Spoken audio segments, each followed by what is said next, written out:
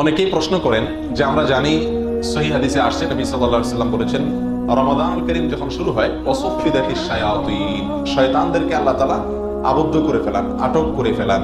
আল্লাহ সুবহানাহু ওয়া তাআলা তাদেরকে শৃঙ্খলাবদ্ধ করেন। এখন শয়তানকে যদি আল্লাহ সুবহানাহু ওয়া তাআলা আটক করে রাখেন, বেঁধে রাখেন, তাহলে মানুষ আবার শয়তানি কাজ কিভাবে করে? একটা প্রশ্ন কিনা? এই প্রশ্ন বহু মানুষের মনে। এই প্রশ্নের উত্তর হলো, মানুষ যে খারাপ কাজ করে, আমরা যে খারাপ কাজে প্ররোচিত হই, আমরা খারাপ কাজের দিকে অগ্রসর হই, এটা শুধুমাত্র শয়তানের দোষেই শুধু হই তা না। আমরা মনে করি সব দোষ শুধু শয়তানের, শয়তানই আমাদেরকে সব খারাপ কাজ করায়।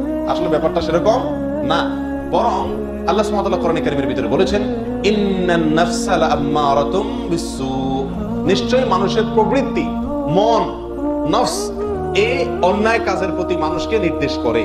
তাহলে শুধুমাত্র শয়তানেরই সব দোষ, সেই আমাদেরকে সব খারাপ কাজে নির্দেশ করে, ব্যাপারটা এমন না।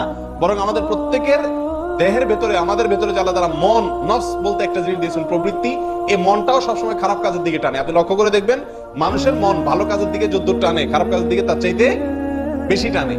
খারাপ কাজ করতে মনে যত চায়, ভালো কাজ করতে মন তত চায় না। এই মন মানুষকে খারাপ কাজের দিকে কি করে? ধাবিত করে।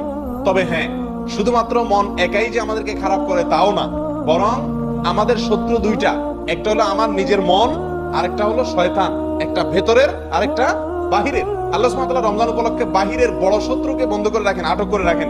ভেতরের ছোট শত্রু ঠিকই থাকে।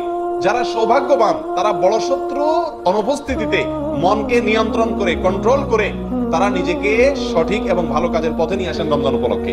আর যারা কপাল পোড়া, তারা বড় শত্রু না থাকলেও ছোট শত্রুর কথা অনুযায়ী, নফস এবং মনের প্রবৃত্তি অনুযায়ী চলে কিছু খারাপ কাজে লিপ্ত হয়। এই কারণেই আপনারা দেখতে পান বা আমরা দেখতে পাই যে রমজানে শয়তান শৃঙ্খলাবদ্ধ থাকার পরেও আমরা অনেকেই কোনো না কোনো খারাপ কাজে কি হয়ে যায়? লিপ্ত হয়ে যাই।